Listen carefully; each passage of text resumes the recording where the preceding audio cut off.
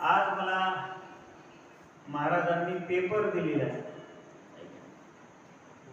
काय दिलेला आहे बोला की ऐकते.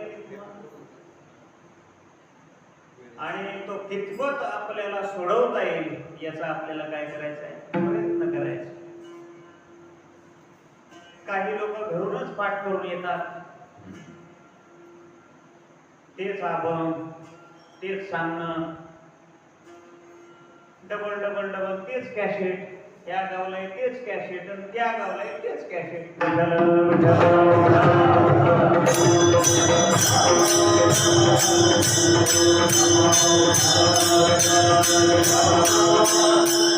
आपल्या मोतीराम महाराजांची ही परंपरा, उमरजकर माऊली महाराजांची ही परंपरा असल्यामुळं आज खर तर रात्रभर कीर्तन असतात कळ्याला.